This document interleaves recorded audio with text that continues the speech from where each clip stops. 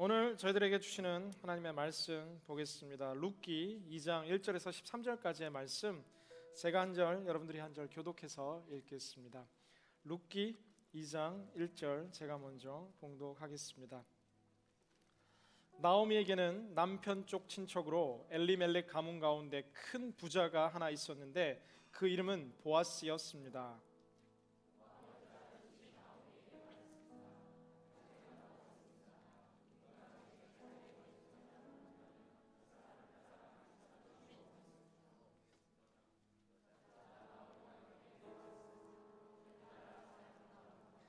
그러자 그녀는 밖으로 나가 추수하는 사람들을 따라 밭에서 이삭을 줍기 시작했습니다.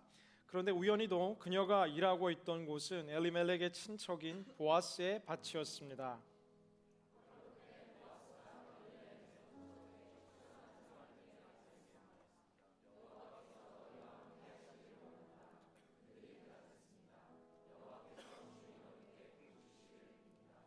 보아스가 추수하는 사람들의 감독에게 물었습니다. 저 젊은 여자는 누구요?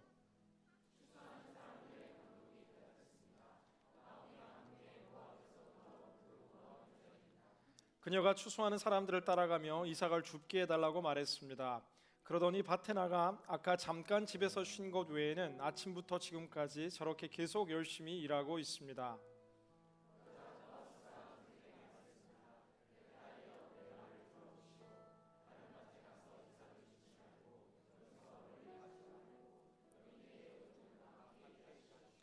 사람들이 추수하는 이 밭을 잘 살피며 따라다니시오. 내가 사람들에게 당신을 건드리지 말라고 말해두었소. 그리고 목이 마르면 가서 젊은이들이 채워놓은 물병에서 물을 따라 마셔도 되오.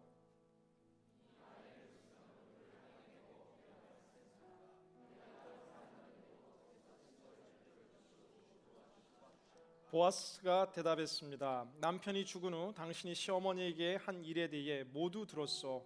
당신의 부모와 고향을 떠나 알지도 못하는 민족과 함께 살려고 온 건 말이오. 갚아주실 것이요. 당신이 이스라엘의 하나님 여호와의 날개 아래로 보호받으러 왔으니 그분께서 당신에게 넉넉히 갚아주실 것이요. 13절 말씀 마지막 함께 읽습니다. 룻이 말했습니다. 내 주여, 내가 당신 앞에서 은총을 얻기 원합니다. 내가 당신의 여종들만도 못한데 나를 위로해 주시고 이 여종에게 다정하게 말씀해 주셨습니다. 아멘.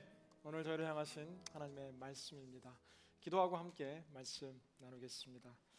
살아계신 성령님, 이 시간 오셔서 우리의 마음을 옥토로 변화시켜 주시고 나를 향한 주의 음성을 듣는 시간이 되게 하여 주옵소서.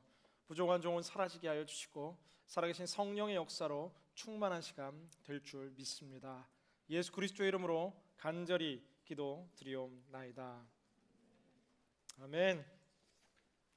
오늘 여호와의 날개 아래서라는 제목으로 함께 말씀 나눌 때 이 자리에 함께한 한 분 한 분의 모든 삶이 거칠고 힘들고 치열한 이 세상의 중심에서 살아가는 것이 아니라 정말 따스하며 변함없고 언제나 우리를 향해 넓게 활짝 열려있는 여호와의 품 안으로 들어오게 되는 시간이 될 수 있기를 주님의 이름으로 간절히 기원합니다.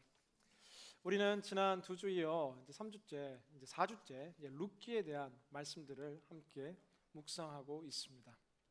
유력한 가문이었던 엘리멜렉의 가문이 베들레헴이라는 지역을 떠나 모압으로 이주했고, 그러나 모압에서 모든 것을 상실한 채 다시 드디어 베들레헴에 당도하는 것이 지난주의 본문이었습니다. 그러나 이렇게 당도한 이 나오미와 그의 며느리 모압 여인 룻이 살아가는 이 삶의 현실은 녹록한 것이 아니었습니다. 여호와께서 복을 주셔서 베들레헴에 풍년이 들었다라는 소식을 들었는데, 그렇다고 해서 이 베들레헴에 간다고 해서 뭔가 성공이 보장되고 부와 명예와 풍족한 삶이 보장된 것이 아니라 남편이 없고 아들이 없는 남성 중심의 문화 속에서 홀로 된 여인 둘이 이 시대를 살아간다는 것은 참으로 힘든 일이었습니다. 그래서 성경은 예로부터 이제 레위기와 신명기 율법을 통해서 모세 율법을 통해 주님께서는 이 이스라엘에게 가장 소외된 사람들을 이 과부와 고아라는 계층으로 정말 때때마다 챙기고 있는 것들을 보게 됩니다.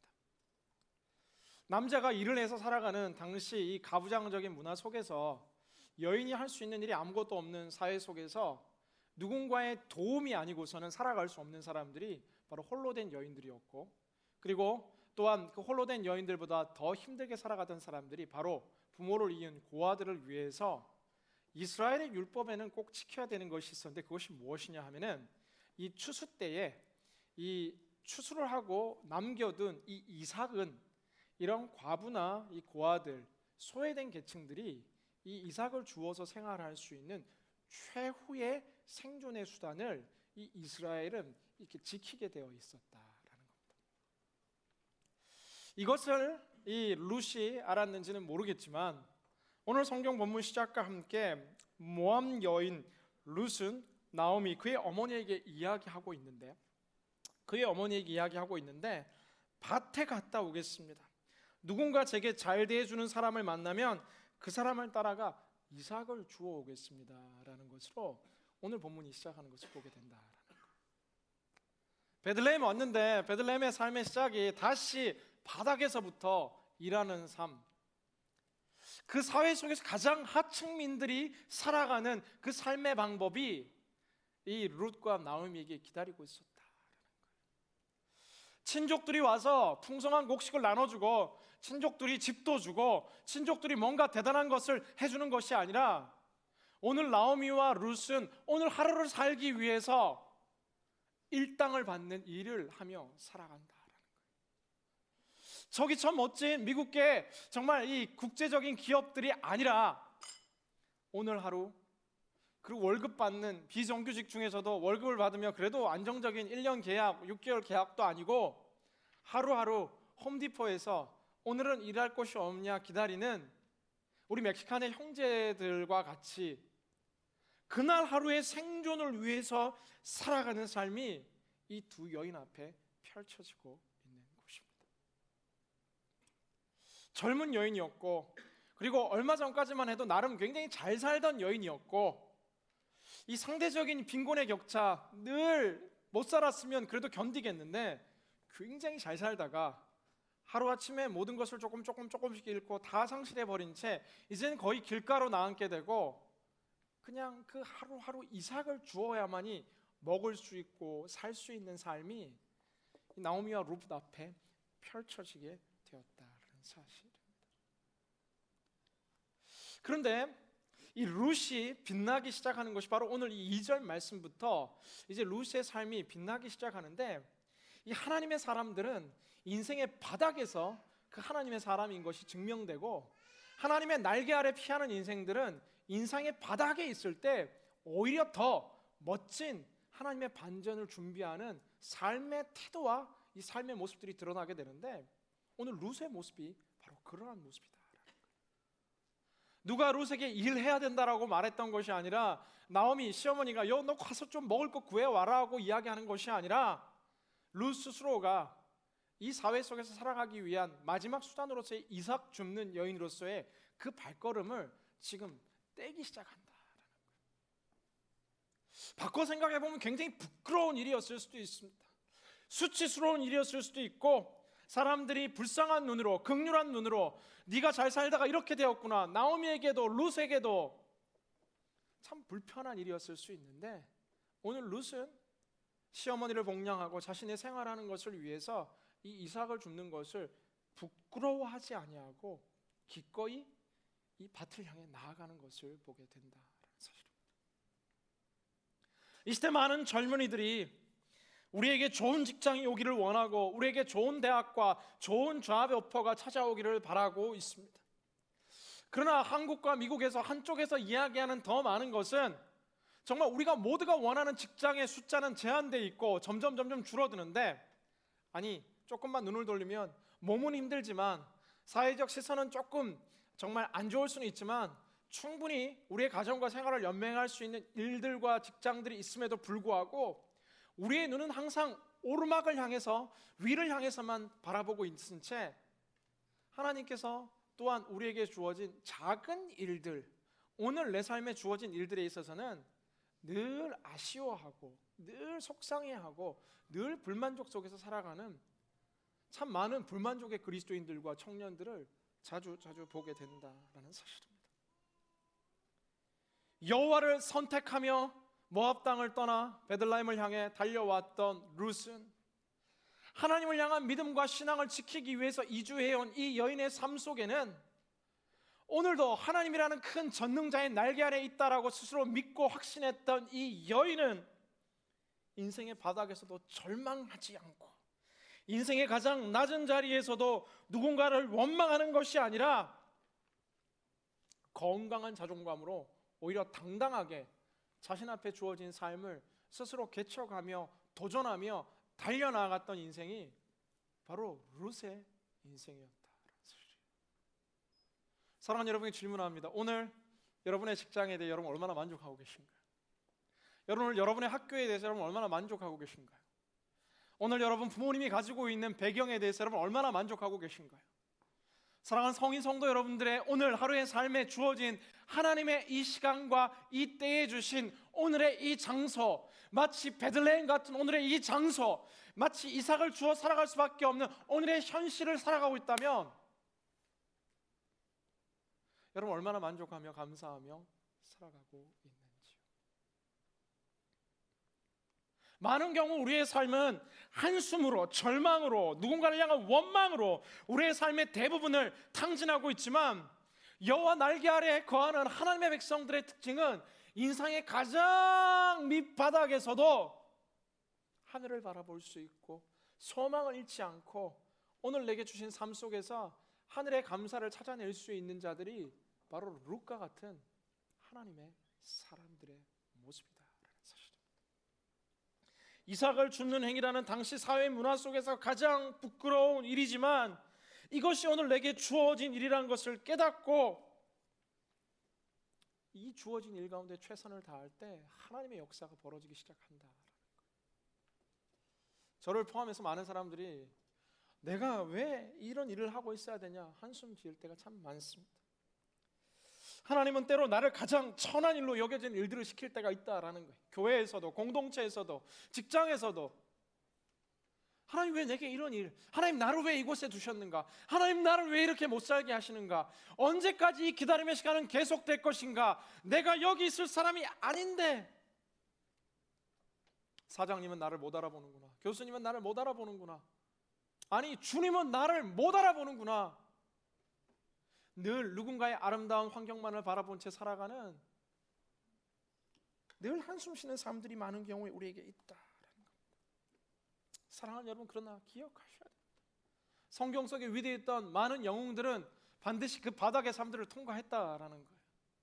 다윗을 이야기할 때 이 사울과 달리 다윗이 아름답게 그 왕정 우여곡절이 있었지만 그 모든 삶을 끝낼 수 있었던 가장 큰 이유 가운데 하나는 많은 성경학자들은 다윗은 그 누구보다 가장 바닥의 삶들을 경험했기 때문이라고 이야기해요.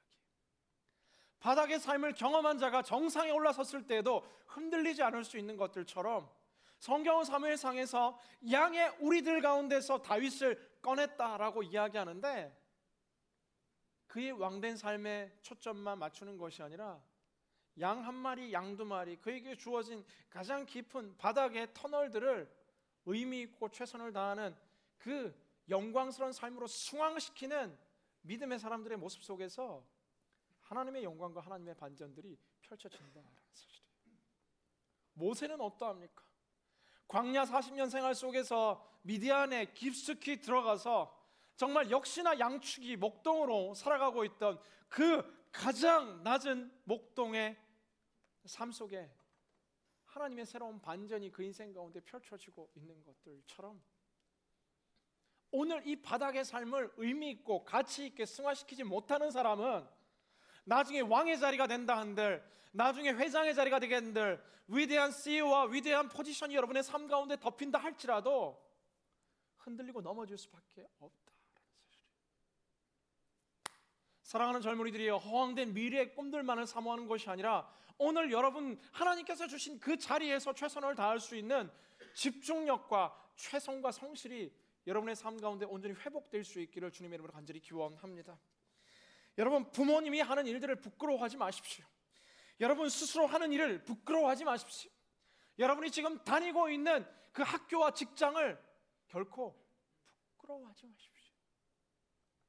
지금 이 시대 이 타이밍 하나님께서 내게 주신 것이라는 사실들을 잊지 말라라는 거예요.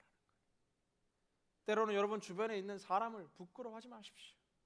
다윗이 만났던 위대한 정말 이스라엘 건국의 동역자들은 실은 외롭고 고독한 아둘람의 골짜기와 어두침컴한 굴 속에서 만난 자들이 실은 다윗의 평생의 삶을 이끌어가는 위대한 용사들이 되었다라는 거예요. 인생의 위대한 친구들과 위대한 동역자들은 오히려 우리 인생의 가장 깊은 어둠의 터널들, 바람의 터널들, 기다림의 터널들 속에서 우리는 만날 수 있는 것이다. 오늘 루스의 삶을 통해서 우리가 배우는 것은 정말 하나님을 붙들고 하나님을 의지하는 사람은 황무지와 같은 땅들을 개간하여 꽃을 피울 수 있는 이런 야성적인 사람, 헌신과 전투력이 있는 사람들이 된다라는 사실이에요. 늘 누가 세우던 터전 위에서 내 인생의 꿈을 이루려고 하는 것이 아니라 이 바닥을 한번 경험하고 나면은 무서울 게 없다. 그래서 인생의 바닥은 젊을 때 경험하는 것이 더 이득이 되고 유익이 되는 것 가운데 한 가지는 한번 인생의 이 고난을 통과하고 나면 무서울 게 없다. 무서울 게 없다. 그러나 점점 많은 것을 가지면 가질수록 사람들은 불안해하며 초조해하기 시작합니다. 내가 가진 것들을 혹시 잃게 되지 않을까라는 두려움에서. 그러나 이 언덕 깊이 낮아지는 훈련을 통과하고 하나님께서 내려놓는 훈련, 하나님께서 낮추시는 훈련, 하나님께서 강한 훈련을 통과하고 나면 정금처럼 태어나 그 어떠한 바람 속에서도 흔들리지 않는 하나님의 일꾼으로 설 수 있는 것들처럼 우리는 오늘 이 룻의 인생 속에서 인생의 바닥에서도 하늘 소망을 잃지 않는 바로 룻의 삶을 먼저 배워야 한다는 사실이에요. 혹시 오늘 여러분의 삶이 너무 길고 너무 고통스럽고 답답하고 언제 끝날지 몰라 한숨 쉬고 있었다면 아니요, 오늘이 여러분 빚어지는 최고의 내일을 향한 준비의 날이 될 줄로 믿습니다. 아멘! 내려가는 것을 두려워하지 마십시오. 오늘 이 자리가 여러분에게 주신 하나님의 하루고 하나님의 최선의 날이라는 사실을 여러분 우리는 망각하지 말아야 한다라는 겁니다. 두 번째, 우리는 오늘 룻의 삶을 통해서 깨닫고 배우는 것 가운데 한 가지는 룻의 삶 가운데 나타나는 정말 지독할 정도의 강한 생활력과 이 성실함을 발견하게 됩니다. 오늘 7절 말씀, 그 추수꾼들에 의해서 이루어지는 이 룻에 대한 고백을 들으면 뭐라고 이야기하냐면, 보아스가 나타나서 룻, 이 여인은 누굽니까? 라고 물으니까 모함 여인입니다 라고 이야기함과 동시에 그녀에 대해서 이야기하는데, 그녀는 어떠하냐면 오늘 잠깐 쉬는 것 외에는 저 여자는 쉬지 않고 계속해서 일하는 어마어마한 성실의 사람이었다라고 성경은 기록합니다. 라틴 속담에 이런 속담이 있다고 합니다. 하나님의 섭리는 게으른 자를 돕지 않는다라고 이야기합니다. 자주 이야기하지만 가만히 있고 가만히 앉아 하늘에 사과가 떨어지기만을 입을 벌린 채 기다리는 사람에게 역사하기보다는 하나님은 하나님의 꿈과 주어진 오늘의 삶에 최선을 다하고 있는 사람을 주목하고 계시고 바라보고 계시고 그 시선 가운데 주목하사 하나님의 기적을 이루어 가신다라는 거예요. 하나님은 룻이라는 인생 속에서 성실한 삶의 반복 속에서 우연같이 여겨지는 하루하루의 삶 속에서 준비된 하나님의 특별한 섭리가 진행된다. 오늘 성경을 보면 마치 우연 같은 일들이 반복되기 시작합니다. 실제 3절에 보면은 이 룻이 이 이삭을 주우러 나가는데 특별히 우연히 그 밭이 보아스의 밭이었고, 그리고 마치 보아스의 밭에 일하고 있는데 4절 보면 바로 그때 보아스가 나타나고, 이거 어떻게 보면 이거 다 우연 아닙니까? 우연 아닙니까? 우연 아닙니까? 이야기할 수 있는데, 하나님은 성실하게 그 주어진 삶에 대해 최선을 다하고 있는 모습들 속에서 이 우연의 점들처럼 보이지만 실은 하나님께서 미리 밑거림처럼 스케치해 놓은 하나님의 섭리가 우리 인생 가운데 완성돼 가고 있다라는 거예요. 우리 인생을 향한 멋진 하나님의 기적적인 섭리를 완성시키는 것이 바로 오늘 우리의 삶 가운데 주어진 이 성실함이다라는 사실을 잊지 말아야 한다. 아니면 공부하지 않으면서 맨날 진짜 시험 기간 되면 하나님 찾으면 하나님 오늘 이번 시험 망하면 절대 안 됩니다. 졸업 못 합니다. 취업 못 합니다. 예전에 한국 교회에 간증 많이 있었는데 우리 원종수 박사님의 간증이 있습니다. 이 간증 들으면 이 시험 칠 때 하루 전날 하나님이 꿈에서 막 이야기해 주는 거예요. 내일 시험 뭐 나온다. 할렐루야, 우리 파이널 다가오고 있는데 하나님께서 몇몇 형제 자매들에게는 그렇게 역사하시기를 주님의 이름으로 기원합니다. 영어 방언이 터질지어다. 네. 그런가 더 많은 경우에 하나님 99.99%의 사람들에게는 이 성실한 노력 위에 하나님의 지혜와 집중력, 이것이 정직한 기도이겠지요. 하나님, 내가 공부한 것들 이 속에서 시험 문제 나오게 해주세요. 공부한 거는 제발 안 까먹게 해주세요. 여러분 공부하고도 까먹잖아요. 우리가 금방금방. 하나님 나라의 백성에 있는 사람들이 역시나 정직과 성실을 이야기하는데, 우리가 공부하는 이 학업 속에서도, 우리가 일하는 이 직장 속에서도, 우리가 거하는 이 모든 경제활동 속에서도 성실과 정직의 삶들이 배어 있어야 된다라는 거예요. 직장 속에서 많은 시간을 웹서핑과 직장 속에서 많은 시간을 그냥 허송세월하면서 보내는 것은 하나님의 백성들이 해야 될 행동들이 아니다라는 거예요. 우리 사장님이 이상하다, 우리 과장님이 이상하다, 우리 교수님이 이상하다라고 말하기에 앞서서 나는 그 학교에서, 그 직장에서, 그 학교의 보탬이 되고 그 직장의 보탬이 되고 있는 성실한 자의 삶을 과연 살아내고 있는가를 우리는 되돌아봐야 된다는 사실이에요. 저는 우리 사랑하는 2시 예배의 모든 예배자들이 허황된 하나님의 요행을 바라는 자들이 되지 않기를 주님의 이름으로 기원합니다. 성실하고 치열한 노력과 헌신의 삶 가운데, 그 가운데 인간의 최선을 뛰어넘는 하나님의 최선의 손이 접합되어 하나님의 기적이라는 스파크가 일어나는, 우연같이 보이지만 성실한 자들 속에 펼쳐주시는 하나님의 기적의 손길이 우리 삶 가운데 숨겨지는, 하나님 성실하게 하여 주시고 정직하게 하여 주시고, 그러나 그 우연 같은 삶들이 모여 하나님의 기적의 섭리가 내 삶 가운데 펼쳐지게 하여 주옵소서. 이것이 바로 우리 믿는 자들의 기도와 간구가 되어야 한다라는 사실입니다. 하나님의 뜻 안에서는 이 한 가지도 우연처럼 이루어지는 것이 없습니다. 참새 한 마리도 그냥 떨어지는 것이 없다라고 마태복음 6장 33절은 이야기하죠. 하물며 너희일까 보냐 믿음이 없는 자들아. 저 하늘의 새들도 하나님께서 먹이시는데 그냥 이루어지는 것이 아니라 하나님의 큰 섭리 속에서 오늘도 하나님의 계획들이 이루어져 가고 만들어져 가고 있는데, 오늘 하나님의 그 섭리를 이루는 하루의 성실함을 우리가 포기하지 말아야 한다라는 사실입니다. 어떤 철학 교수가 강의를 준비하며 이 책상을 향해 갑니다.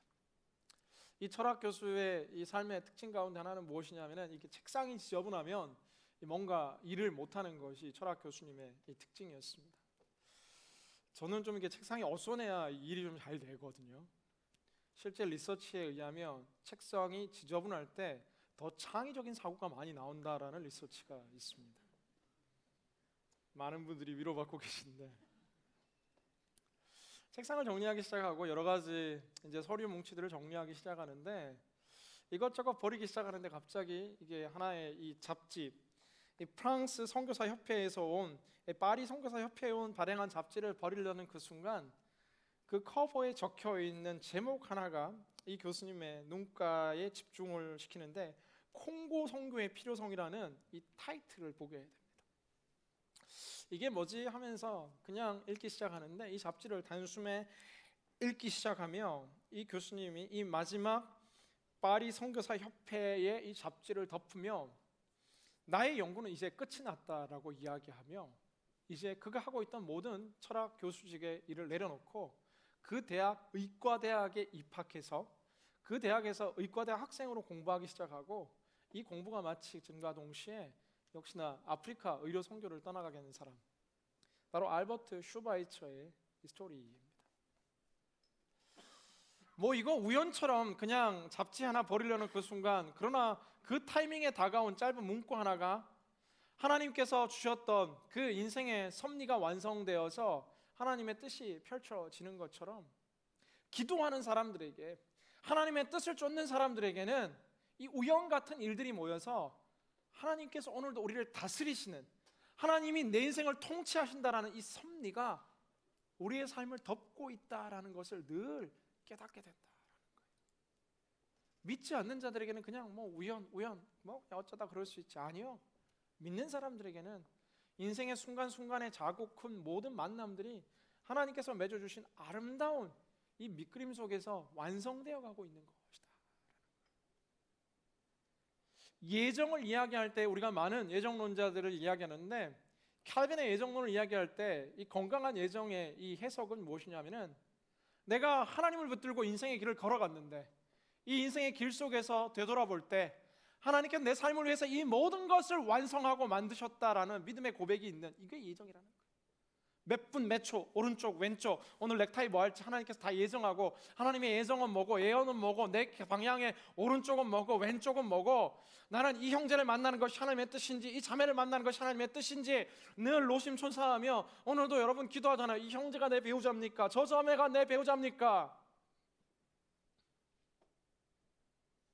그것이 아니라 하루하루의 삶을 최선을 향해 달려가다 보면 성령께서 임하시며 주님과 함께하는 결정들 속에서 내 인생을 되돌아볼 때 이 모든 것이 하나님의 계획과 뜻이 함께 있다라고 고백하는 하나님의 섭리가 우리 모든 믿음의 인생들 위에 덮고 있다라는 것을 여러분 기억해야 합니다. 여러분을 향해 하나님은 지금도 큰 밑그림을 가지고 움직이고 계심을 기억하십시오.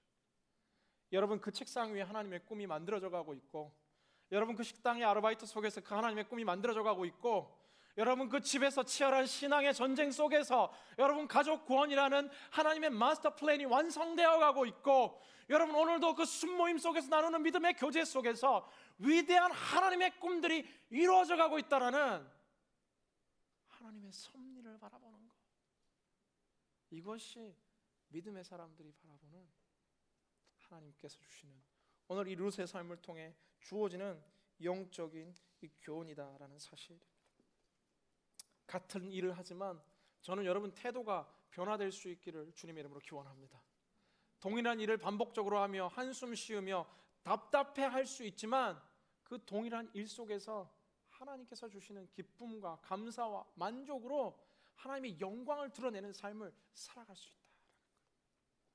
얼마 전에 본 기사 가운데 하나는 이 샌프란시스코에 이 45번 버스를 운전하는 이 버스 기사, 이 여성 운전자에 대한 이 스토리가 있었습니다. 이 스토리, 같은 구간을 매일매일 반복하며 오가는 이 치열한 일들, 재미없는 일일 수 있잖아요. 늘 같은 구간 하루에 몇 번도 돌게 되는 그 버스 운전이라는 일들. 그런데 이 새벽마다 새벽 기도를 하는 이 신앙인인 이 여성 드라이버는 자신의 일 속에서 하나님의 가치와 의미를 발견하기 시작하는데, 어느 순간부터 늘 자신의 버스에 탑승하는 사람들에게 인사를 하기 시작하고 이름을 묻기 시작하고 그 사람들과 친구가 되어가기 시작하고, 매일 같은 시간 같은 장소에서 버스를 타던 할머니가 늦게 오니까 1분 더 기다렸다가 그 할머니가 타고 그 다음 배차 시간을 맞추기 위해서 조금 더 서둘러 버스를 운행하며, 그리고 무거운 걸 나르는 어르신들을 보면 빨리 내려서 그 짐들을 버스에 실어주기도 하고, 하도 그 노선을 다니다 보니까 오늘 이 손님은 누가 봐도 이 마을에 처음 온 손님 같은 생각이 들어서 혹시 이번 땡스기빙에 자신의 집에 와서 함께 이 땡스기빙을 보내지 않겠냐라고 마을 사람들 1명, 2명, 3명, 4명이 이 여성 드라이버의 친구가 되는 거예요. 이름이 린다였나? 제가 갑자기 생각 안 나는데. 그리고 나니까 이 마을 사람들이 이 린다가 좋아하는 이 스카프를 선물하기도 하고, 린다도 버스에 탑승하는 사람들에게 작은 선물을 건네기도 하고, 많은 사람들이 이 린다가 모는 버스를 타기 위해서 계속해서 그 버스만을 기다리고, 아무 할 일이 없어도 린다와 함께하는 그 드라이빙 시간이 좋아서 그냥 버스를 타고 운행하기도 하고, 그 기사를 적었던 이 샌프란시스코의 그 잡지사 기자 역시도 자신은 린다가 운행하는 버스를 타기 위해서 오늘도 그 시간을 지키며 출근한다라고 기록할 정도로, 어찌 보면 이 일이 아무 일이 아닌 것 같을 수 있지만 하나님과 함께하며 내 삶을 다시 재조명해 볼 때 우리의 삶이 다시금 태어날 수 있다. 여러분, 이 주어진 오늘의 이 경점이 하나님의 섭리 속에 있음을 깨닫고 의미 있는 삶과 가치로 여러분 모두 승화시킬 수 있는 여러분 될 수 있기를 주님으로 기원합니다. 하나님의 사람이 아르바이트하면 그 아르바이트하는 식당이 변화될 줄로 믿습니다. 여러분이 공부하는 학교가 변화되고, 여러분이 일하는 직장이 변화되고, 여러분이 거하는 가정이 변화되고, 하나님의 섭리를 믿고 주어진 자리에 최선을 다하는 인생들을 통해서 하나님이 그 섭리를 뿌연 밑그림에서 선명한 컬러풀한 그림으로 완성시켜 나간다는 사실이에요. 차츰차츰 안개는 거치게 될 줄 믿습니다. 하나님께서 여시는 완성된 그 걸음이 우리 인생들 가운데서 성취되기 시작한다라는 사실입니다. 계속해서 오늘 성경은 우리에게 많은 메시지를 던져주고 있는데, 오늘 성경에 특별히 이제 이미 보아스에게 이 룻의 스토리를 이제 이야기하기 시작합니다. 여러분, 오늘 이 본문 보면 굉장히 드라마틱한 본문이죠. 앞으로 벌어지게 될 이제 룻과 보아스, 나중에 결혼하게 돼요. 이 복선입니다. 복선. 드라마의 이제 이 시작입니다. 오늘 첫 만남, 가슴 설레며 막 이야기해요. 막 저 소년은 누구냐? 막 보아스. 그리고 제게 은총을 주십시오. 막 룻 이야기하고. 뭔가 모르는 찌릿찌릿한 이 썸이 이제 시작되는, 실은 오늘 설교 제목 썸의 시작 뭐 이렇게 하고 싶었지만 실은 성경이 말하는 것이 그건 아닌 것 같아요. 여러분 뭐 이거 보고 또 막 너무 이게 만남만을 이게 생각하지 마세요. 내게 이런 보아스 같은 남자, 룻 같은 여인, 나이 많은 오빠, 어린 이 자매. 제가 이렇게 목회하면서 경험하는 특징 중에 하나는 나이가 많은 형제일수록 이 젊은 자매들을 다 좋아합니다. 하나같이 나이가 점점 많아지면 많아질수록 완전 도둑놈 싶은데, 근데 이 나이 드신 형제들의 특징이 있습니다. 왜냐하면은 이게 비슷한 또래의 자매들을 만나면 이게 반응이 없다라는 거예요. 맛있는 뭐 밥집 데려갔어요. 막 뉴포트에 멋진 식당 데려가면은 식당 좋죠. 이야기하면 이 식당 13번째 왔다고, 이 메뉴 시키면 안 되고 다른 메뉴 시키고 여기 말고 저쪽 식당이 더 좋다고, 뭐 예를 들자면. 그러나 경험이 많지 않은 자매들 너무 맛있다고, 오빠 진짜 사랑한다고 막. 그런데 이 사랑이 잘 이루어지지 않습니다. 왜냐하면 이게 젊은 자매들이 또 나이 많은 보아스 같은 오빠를 또 좋아하지는 않거든요, 일반적으로. 그래서 제가 아는 전도사님도 지금 40대 중반 넘어가는데 아직도 좀 홀로 계시다는 소식을 들었는데, 룻이 뭐 이런 만남에 대한 것들로도 많이 이야기하고 있지만, 실은 이 룻은 하나님께서 그 연약하고 소외된 사람들을 그냥 두시는 것이 아니라 다스리시고 통치하시고 섭리하신다. 그 원리가 또 숨어 있는데, 보아스가 룻에게 이제 이야기하는데 뭐라고 이야기하냐면, 너에 대해서 소문 다 들었다. 네가 모압에서 온 거 들었다. 홀로 있는 시어머니 버리지 않은 거 들었다. 네가 정말 사랑을 택한 걸 들었다. 네가 성실하게 일하는 걸 내가 오늘도 들었다. 여러분, 하루 이틀은 예쁘고 반짝반짝하는 사람들이 인정받는 세상인 것 같지만 그렇지 않습니다. 영적인 하나님의 형상을, 물론 죄악으로 우리가 정말 깨어지긴 했지만 우리가 다 안다라는 거예요. 정말 빛나는 사람들은 다 안다라는 거예요. 이 세상의 화려한 화장품으로 덮을 수 없는 아름다움과 멋진 매력들이 하나님을 사랑하며 성실하게 살아가는 자매들 가운데 향기로 뿜어져 나온다라는 거예요.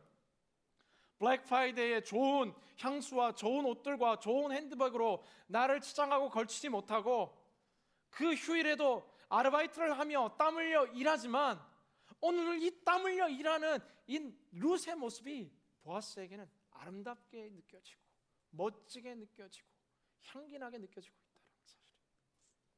사랑하는 여러분, 오늘 내 삶을 누군가는 주목하고 있다라는 거예요. 오늘 내 하루의 매 순간 경점을 누군가는 멀리서 주목하고 있다라는 거예요. 아니, 때로는 그 누구도 우리의 삶을 바라보지 않는다 할지라도 하나님은 당신의 삶을 주목하고 있다라는 거예요. 사랑하는 딸이 멋지게 나를 위해 살아가고 있구나. 오늘도 믿음과 오늘도 성실과 정직을 놓지 않고 살아가고 있구나. 오늘도 사랑하는 아들이 발버둥치며 하나님을 향해 살아가고 있구나. 내 삶을 주공하고 있는 하나님을 위해서라도 우리가 온전히 살아갈 뿐만 아니라 내 삶이 오늘 누군가에게 살아있는 메시지로 증거되고 있다는 사실을 여러분 기억해야 한다는 사실입니다. 미국에 우리가 좋아하고 잘 아는 LA 다저스의 이 커쇼가 이런 말 했다고 합니다. 많은 사람들이 나를 지켜본다. 나는 신앙을 전하기에 앞서 내가 크리스찬으로서 어떻게 사는지를 보여주고 싶다. 커쇼라는 그 삶을 보여주는 자체가 메시지가 되어서 그리스도인의 삶은 저러한 곳이구나 라고 이야기하듯, 실은 우리의 삶을 많은 사람들이 보고 있고 우리의 삶이 마치 내가 작은 동화의 주인공처럼 내 인생의 아름다운 동화가 오늘도 써내려져 가고 있다는 사실을 우리가 기억해야 된다. 갑자기 오늘 무대를 옮겨서 저 동화의 나라로 신데렐라의 주인공으로 옮겨지는 것이 아니라, 신데렐라의 스토리는 그 새어머니의 핍박과 언니들의 이 핍박이라는 이 베들레헴 같은 삶의 자리에서 하루하루 치열하게 살아가는 그 바닥에서 역전과 반전이라는 이 아름다운 동화가 써내려져 가듯이, 오늘도 내 삶의 주변에 내 삶 자체가 메시지가 되어 내 삶의 아름다운 스토리가 오늘도 만들어져 가고 있다는 거예요. 오늘도 데이빗의 스토리가, 오늘도 다니엘의 스토리가, 오늘도 에스더의 스토리가, 오늘도 모세의 스토리가, 오늘도 다윗의 스토리가 만들어져 가고 있다는 사실. 사랑하는 여러분, 너무 이렇게 이성 교제에 대해서도 고민하지 마십시오. 저는 여러분이 하나님을 바라보며 성실하게 달려갈 때 여러분의 그 아름다운 삶을 주목하는 멋진 형제와 자매는 반드시 나타나게 될 줄로 믿습니다. 여러분의 인생의 시선과 가치를 너무 이렇게 내려놓지 말고, 여러분 지금 내 상황과 환경과 관계없이 믿음 좋은 형제를 만나게 되기를 주님의 이름으로 기원합니다. 믿음 좋은 자매를 만나는 것을 포기하지 않게 되기를 주님의 이름으로 기원합니다. 룻을 바라보며 마음을 움직여가고 있는 이 보아스가 있는 것처럼, 오늘도 우리의 삶을 바라보며 꼭 이성적인 눈이 아니라 저 형제는, 저 자매는, 저 집사님은, 저 권사님은, 여러분 오늘 여러분의 인생에 어떠한 스토리를 써내려가고 있습니까? 누군가가 여러분의 인생을 써내려간다면 아름다운 신데렐라의, 아름다운 루키의 스토리를 써내려갈까요? 아니면 이기적인 자, 개인주의적인 자, 정말 까다로운 자, 가까이 하기 힘든 자, 정직하지 않은 자, 게으른 자, 나태한 자, 오늘 내가 써내려가고 있는 믿음의 스토리는 과연 무엇인지 우리는 새로이 되돌아봐야 한다라는 사실입니다. 사랑하는 여러분, 하나님께서는 이 룻이라는 한 여인 속에서 이삭 줍는 여인, 아름다운 말처럼 보이지만 가장 힘든 그 바닥 같은 삶 가운데 있었던 이삭 줍는 여인을 마치 신데렐라의 여주인과 같은 새로운 스토리로 바꿔 가시는 것들처럼, 오늘 내가 하나님의 섭리와 하나님의 은혜와 하나님의 은총을 잊지 않고 발버둥치며 그분을 향해 달려가는 모든 인생을 향해서 하나님께서 외면치 않으시고 그 넓은 사랑과 은혜의 날개로 우리를 보호하고 계시다라는 사실을 기억해야 된다. 오늘 보아스의 말이 우리에게 이 결론적인 메시지를 던져줍니다. 13절 말씀 다 같이 한번 읽도록 하겠습니다. 룻기 2장 13절 말씀, 12절 말씀 다 같이 읽도록 하겠습니다. 시작. 여호와께서 당신의 행실에 대해 갚아주실 것이요, 당신이 이스라엘의 하나님 여호와의 날개 아래로 보호받으러 왔으니 그분께서 당신에게 넉넉히 갚아주실 것이요. 그런데 이 오늘 본문을 해석하는 많은 사람들이 이 룻이 바닥에서 일하러 나갔지만 2절 성경에서 뭐라고 이야기하냐면은 내가 혹시 은혜를 입는다면 그 밭에 가서 죽겠다라고 이야기하는데, 이 룻기의 배경이 사사기 시대라고 이야기했습니다. 사사기 시대의 배경은 무엇이냐면 자기 소견대로 옳은 대로 행했다라는 거예요. 그래서 성경학자들 이 표현을 추정하기는 이스라엘 사회는 마땅히 이 부스러기들을 갖다가 다 뿌리고 지나가야 되는 것이 맞는데, 작은 알곡들은 그냥 던져놓고 가난한 사람들이 먹도록 던지고 가야 되는 것이 맞는데, 아마도 이기적이고 개인주의적인 것이 강하게 발달되고 자기 소견대로 자신만을 생각하는 시대가 되어버린 이 사사시대에는 이 남겨준 이삭을 가난한 자들 위해 이 도네이션하는 이 문화 자체도 사라진 것 같다. 그래서 아마도 이 룻이 혹시나 내가 은혜를 입는다면은 내가 누군가의 도움을 받지 않을 것인가라고 이야기했을 것이라고 이야기하죠. 그런데 이 룻의 삶은 보아스의 밭으로 인도될 뿐만 아니라 오늘 보아스는 이야기하는데 이 물도 마음대로 마셔라라고 이야기하고 정말 다른 데 가지 말고 여기서 주울 수 있는 대로 주어라라고 이야기하고 나중에 본문 보면은 그냥 막 더 이야기해요. 그냥 이렇게 곡식을 갖다가 한 알 두 알 흘리고 가는 거 죽는 것이 아니라 곡식을 좀 군데군데 버리고 가라 뭐 이렇게 이야기할 정도로 여인을 사랑하니까 이거 처갓집을 이게 사랑하니까 정말 이 처갓집에 말뚝 보고도 절한다라는 한국의 속담도 있는 것처럼 하나님께서 이 여인 외면치 않고 풍성하게 채우십니다. 근데 이게 시작입니다. 풍성하게 채우십니다. 하나님 우리의 인생을 부족하지 않게 채우신 분이십니다. 하나님 날개 아니로 피하는 이 룻을 하나님 그냥 조금이 아니라 풍성하게 채우신 분입니다. 반드시 부자가 된다는 것을 제가 지금 이야기하는 것이 아닙니다. 내가 생활하기에, 내가 살아가기에, 내가 하나님을 믿으며 가정을 건사하기에, 내가 내일의 꿈을 향해 날개짓을 펼치기에 어마어마한 거부가 되는 것은 아지만 부족하지 않게 풍성하게 하나님께서 우리를 채우신다라는 사실입니다. 사랑하는 여러분, 이 믿음을 갖는 것이 루키가 우리에게 주는 메시지입니다.